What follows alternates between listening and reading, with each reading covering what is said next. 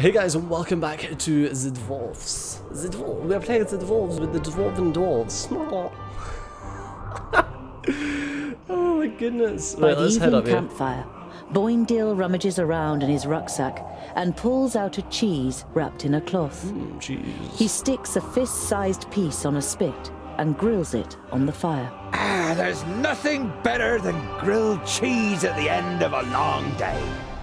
The smell it gives off makes you hold your breath. Oh, it smells like my socks after weeks of marching in my boots. In my boots. Oh, picky, are you? Hardly surprising, considering you were brought up by humans. It's ruined your taste. Bögnilim holds the stinky cheese at the end of the stick under your nose. Eat, and stop complaining. You pull the warm piece of cheese from the stick. It tastes dreadful. Your fingers will smell of it for the next few days, and probably your mouth will too.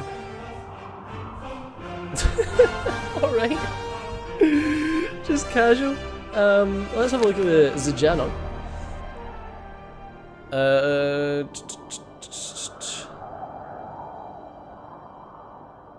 Sultan was able to rebel an orc attack. The commander asked you to wipe out the rest of the orcs to the south of the city. I got already done that?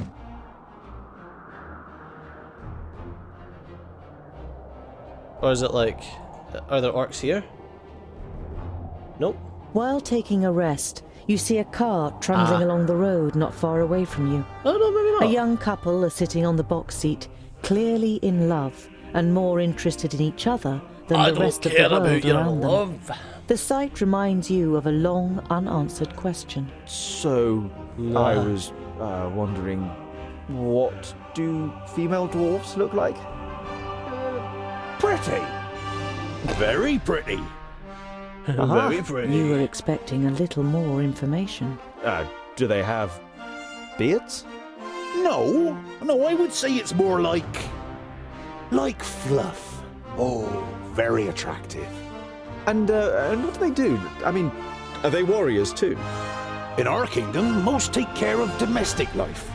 They take the animals down to the meadows and the valleys, make sure the larders are full and that there's plenty of good beer, and make our clothes. It only ever causes problems when men and women stand shoulder to shoulder in battle. Some of them are talented stonemasons and smiths, and beware of insulting their skills. They are no less proud than we are. That's it. Oh my god, that was a massive yawn. He's getting to that time. The time where Studio falls asleep. Do do do do do do do. Let's go to White Meadow. But it's a question mark. I'm interested in it. I'm losing a lot of provisions with all my janking about here. Must see what the question You arrive mark at a is. small, bustling village. One thing is clearly missing from the lively scene: the sound of metal on metal from the village smithy that would normally be heard above everything else at this time of day. A dour, grim-looking man is sitting in front of the forge with his right arm in a sling. His expression brightens as he sees you, and he jumps to his feet. Dear dwarves, could I interest you in helping me in my workshop for a day?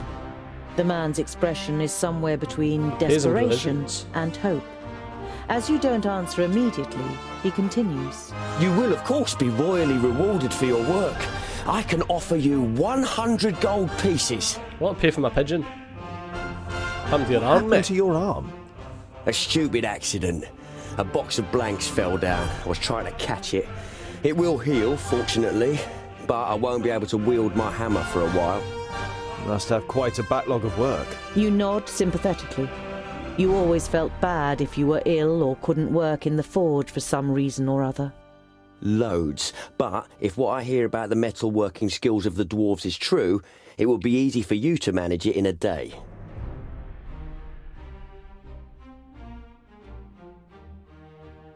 I'll help you. I'll help you. I worked in a forge for a while. You modestly conceal that in this case, a while means almost a whole human lifetime. Yeah. A little later, you are standing in the workshop, examining the smith's inferior tools, while he fires up the forge and prepares everything for the job as well as he can with just one good arm. You weren't able to persuade the twins to help you. As warriors, they'd rather go hunting, Bögnilim declared.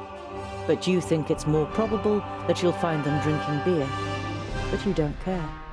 You're excited about being able to smith again after such a long time. Hours later, you have forgotten everything around you. The heat of the forge, the sweat on your warm skin, the play of the flames.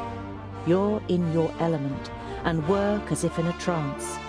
The smith left the workshop ages ago with a satisfied grin on his face. Wait, I'm talking to you. You look up in surprise. Everything but the beating of the hammer had ceased to exist, and you didn't notice that someone has come in. Uh-oh. Can you do it? You immediately dislike the middle-aged man. He sounds you out so doggedly with his light grey eyes that it feels as though he wants to look right through you and into your deepest thoughts. The man points to 2 horses. Those 2 in 1 hour.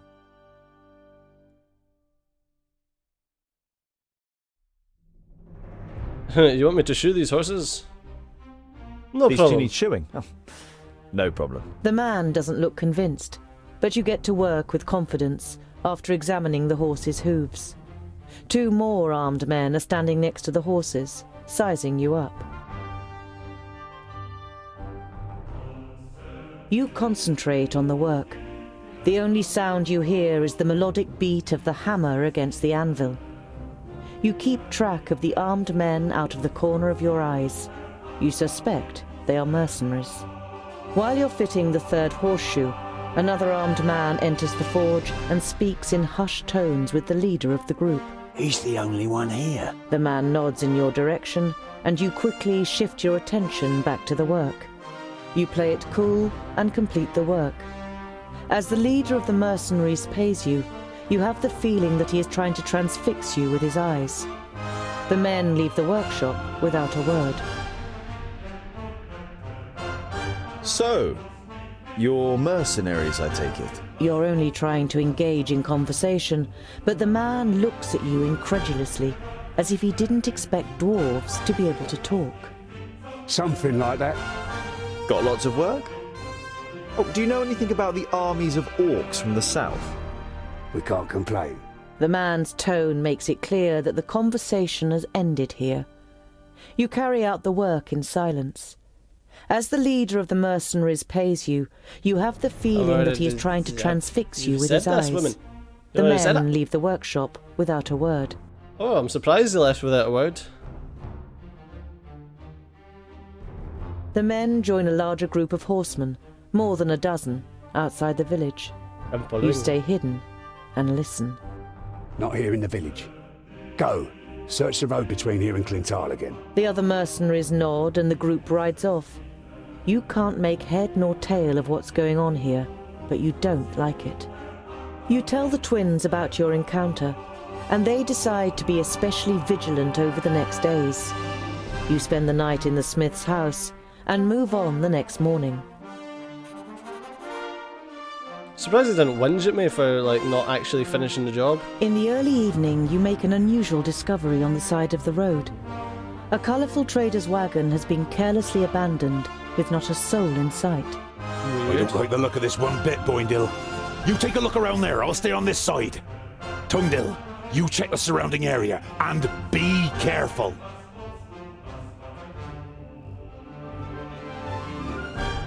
You scan the road and the woods on both sides. Apart from the twins who are fighting their way through the undergrowth within earshot, you can't hear or see anyone. You can see a lot of tracks in the mud around the wagon. Hoof prints and footprints from humans in heavy boots. At least half a dozen long ones must have approached the wagon from the woods on both sides. Long ones? The wagon itself isn't damaged, nor is the drawbar, but the belts and leashes that normally hold the draft animals have been cut clean through. The dwindling daylight provides little light inside the wagon. It smells of leather, spices, and candles. And there's another smell in the air, which you can't quite place. It reminds you of your forge in Lot Yonan's vaults, but different. It is messy, but no more so than you would expect from a single dwarf. The bed is rumpled, and there are tools and leftover materials piled up on the little workbench. There are several cupboards hanging on the right-hand wall. Weird. At the end of the wagon, there's a large wardrobe, and next to the door on the left is a heavy wooden chest with rusty metal hinges.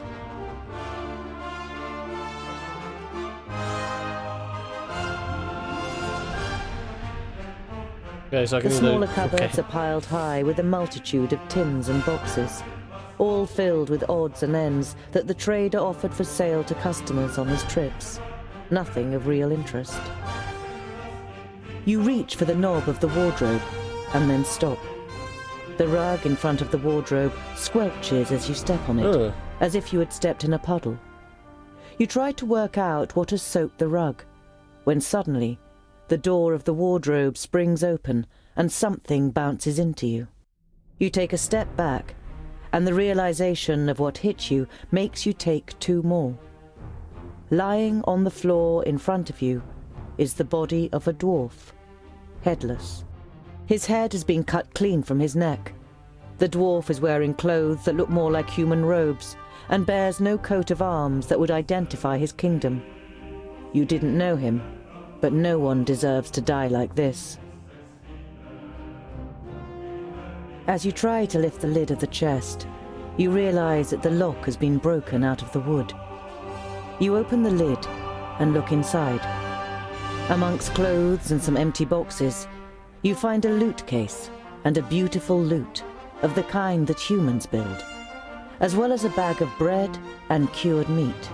Someone skilled a dwarf. You take the bread and the cured meat. The extra provisions should keep you going for a few days. You take the loot. You can't play, but an instrument like this is worth good gold. His head is being cut off cleanly, probably with a You sharp won't make him blade. the look. I'd A think. quick glance in the wardrobe confirms what you already suspect. Aww. The dwarf's head is nowhere to be seen. You give a short, sharp whistle, and the twins come running at the double. You tell them what you found. A group of horsemen with heavy boots has been here, and I found Mort in the wagon, beheaded.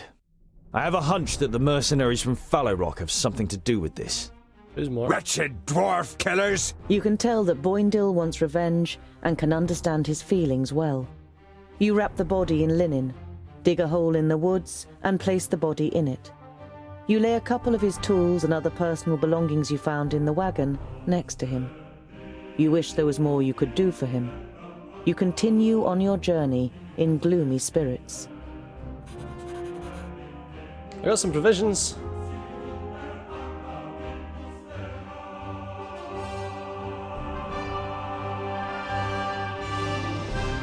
You come across an orchard next to a farmstead and surrounded by several fields of wheat. You don't see anyone working in the fields, but there's a young man lying under an apple tree. He has his legs crossed and a straw hat is covering his face. Excuse me, but we're looking for a group of mercenaries. Have they passed by here? The young man is startled. He must have nodded off. He looks around anxiously. When he sees you, the fear disappears from his face and is replaced by curiosity. It seems to you that the man is sizing you up. And if I answer, what's in it for me? You hold on to your legs. You also ask the farm If you owner. can't help us, we'd be happy to ask the owner of the farmstead. We'll just tell him that the man sleeping in the shade of the orchard sent us. What do you think? The man seems to size you up, and then a crooked smile spreads across his face. All right, you caught me. The people rode northwest. But please don't tell Father Mullen. There's no reason for that if you told the truth. So, northwest, you say? You continue on your journey, while the lazy labourer sinks back into the grass. Blackmail's always the easiest way to get what you want. Always. The first thing you notice as you enter the village of Clintow is how quiet it is. There's hardly a soul in the streets, and the few people you do see immediately disappear into their houses as you get closer. Boindil draws his axes, and Boendal his raven's beak. Something's not quite right here. Be alert. You walk on until you reach the village square. Without a word, men enter the square from the left and the right, cutting off your way. Good. You recognize the leader of the group of mercenaries, looking you over with a satisfied expression. Standing next to him is a frail man with greying hair, who doesn't seem able to cope with the situation. He tries several times to say something, but can't find the right words.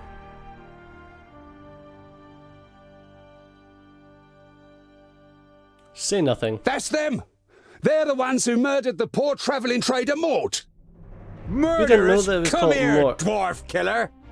Are you denying your terrible deed?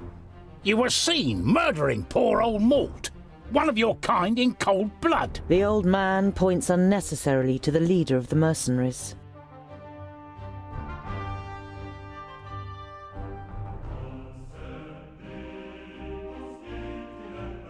So you saw us do it, didn't intervene and set a trap for us a few days later in the middle of nowhere. We Nah, are we're not dwarves. murderers. A dwarf would never do anything like this to a fellow dwarf. Is that so? Are there those amongst you who you call dwarf killers? A whole kingdom of them, and you claim that dwarves would never kill dwarves? I was hoping you didn't know It's true. that. Mort spoke of this kingdom. Dwarves who kill dwarves. You lie! Seize them! Shoot, old man. Just fucking kick your ass, old man. Being an asshole Watch to me. out for the archers. Concentrate on the mercenaries and try not to kill the villagers. What?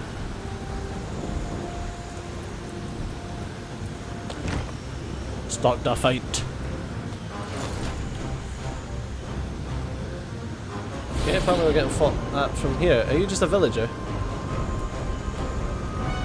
No, look at that. Huh? What is it? What is it?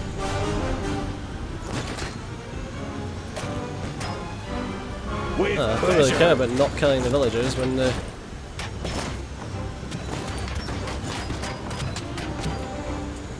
On The my game doesn't way! really say anything about that. Oh, what bad luck for you! And what now?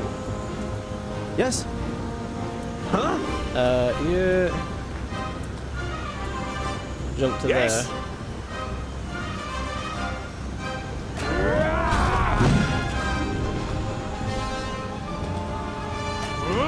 What is it? Very hard.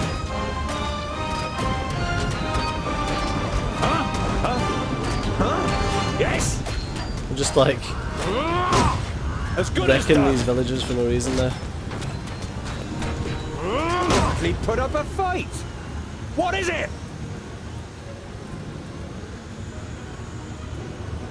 Right. Oh, This let's go. way we need to go. As good as done. On my way. Boindle's fast, man. Oh, yes. Oh, is that there? Oh, so I actually ran out of the village. Oh, alright. Wow, Boindle's just like charge. I want to get into this fight. Yarr. I don't know why. I don't know why I took it out fire. Bad luck for you. Yeah. What is it? Alright. I didn't hit you very hard. Yeah. Yes. All right. Bonk. On my way. Put up a fight. Oh, Tungdale got his little booty stomped. Oh, All right. Yes. On my way.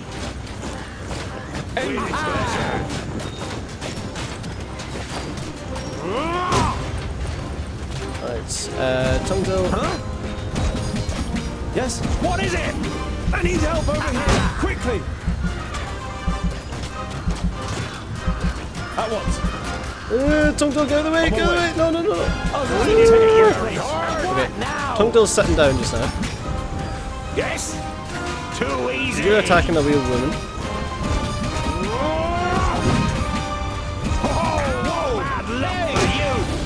With pleasure. Huh? Yes, yes! Huzzah! I'm with you!